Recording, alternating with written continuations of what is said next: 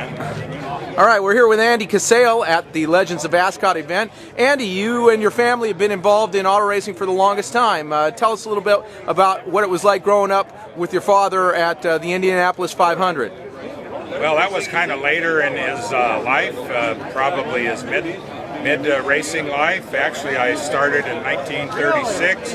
When I was born in 35, my dad started owning cars in 36 and ran midgets up through 1958 when he won the last championship with Bullet Joe Garson, the 1958 USAC Pacific Coast Championship. By winning the Grand Prix, that cinched the event for him. Back to Indy, he had Roger Ward drive for him in 53, 54, and 55. The first 2 years he was a crew chief for two different teams. In 55 he teamed up with fellow car owner Lyle Greenman, and they formed the Greenman-Casale team and ran from 55 through 59. 2 years with the dirt car, the 1 year 55 with Roger Ward, 56 with Billy Garrett, 57 and 58 with Johnny Tolan in the new Roadster, and 59 with Bill Cheeseburg. And that was probably the biggest hit that year. That car went from 31st to 6th in about 10 laps, and then the mag let go. My dad says, that's it with racing. I'm going to put money in my shop. Well, then tell us about the shop, because of course the name Casale has really been a long-term name for parts, and I see you got your Offy Midget here. I'm assuming that we've got some Casale parts in this car. Yes, my dad invented the Casale quick change rear ends during the war in 1944, and he produced those for many builders.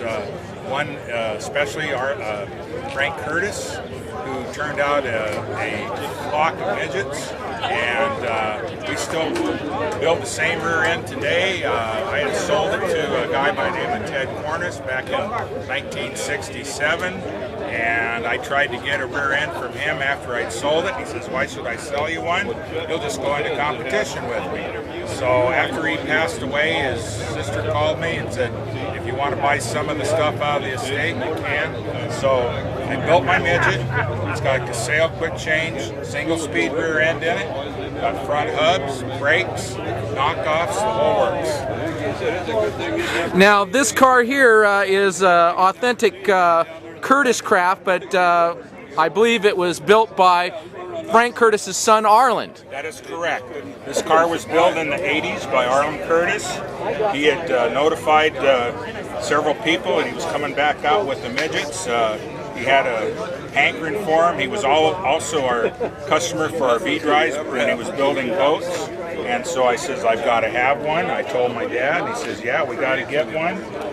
And anyway, I saved up my money, finally got my Offy, and after about 10 years of getting it ready, and it sat up at Arland's shop for 3 years, his son Chris painted it, had it lettered and everything. I finally got the gumption to get it out there and start running with the guys. I was just showing it, and they were the WRA boys were teasing me all the time, saying, are you going to keep that a real vintage car? So now they know it runs. Well, I myself saw you blow past some cars on the track, so you've started to get your race driver's hat on in a big way. Well, thank you.